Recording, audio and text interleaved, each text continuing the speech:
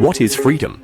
Liberalism in political philosophy holds that the primary function of the state is to protect and promote freedom. For instance, the liberal philosopher John Stuart Mill argued that the state has a reason to use coercion only to prevent harm to others.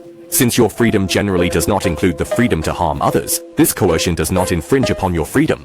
But what is freedom? One perspective defines freedom as the absence of any coercion. If no one forces you to do what you do not want to do, or restricts you from doing what you want to do, then philosophers would say you possess negative freedom, i.e. However, even if no one stops you from doing what you desire, it does not mean you can do anything you wish. For example, no one forces an alcoholic to drink, but because the alcoholic lacks control over their actions, they cannot freely stop when they have had too much. Furthermore, suppose you are influenced by a cult leader who deceives you into giving up all your income. In fact, they do not force you to do anything, yet you find yourself trapped in the cult, unable to make rational decisions about your money. Alternatively, you might want to open a bakery. You love baking a lot, feel that there is a good market for bread, and that a bakery can ensure a steady income for you and your family. However, if no one is willing to lend you the funds needed to open a store, even though no one explicitly forbids you from opening a bakery, you actually lack the freedom to achieve this goal. What you lack in these situations is called positive freedom, which is harder to define than negative freedom. It involves self-control, rational thinking, and the ability to pursue your life goals. If you possess positive freedom, you can pursue your goals and promote your own interests through rational thought and action.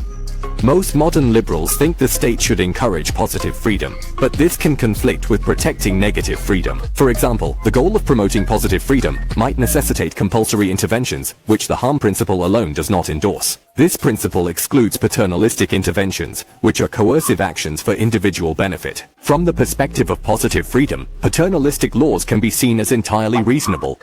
To promote positive freedom, you need to understand people's true interests, which can lead to reflection. You might find this intervention unsatisfactory, thinking it violates your negative freedom, yet over time, these limitations genuinely increase your positive freedom, leading to a better outcome. They might gain freedom in ways that are difficult for others to comprehend, yet it could also trigger actions that are harsher than parental interference.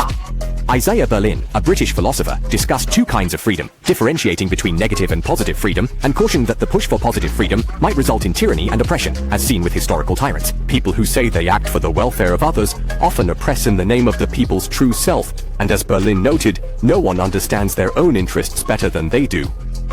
A state that focuses too much on positive freedom may become a superficially happy tyranny. Rousseau argued that ideal democratic voting should uncover the common interest, known as the general will. You don't have to accept this. It is not mandatory to believe that the democratic process reveals what aligns with our greatest interests. Yet, if we actually find out the true interests of the people, you might ask, why is freedom the only thing worth promoting? Why prioritize freedom over safety? The focus on active freedom in community health or prosperity seems inevitably to push liberalism into a broader realm, beyond the limited government supported by harm principles if actively promoted. If freedom justifies coercive measures, democratic systems might harm minority interests, especially when majority decisions are influenced by bias or fear. To protect minority interests, some coercion must remain outside limits, even if the majority supports it. Ignoring negative freedom, democracy may fail to preserve both. How do you view this situation as we approach the end?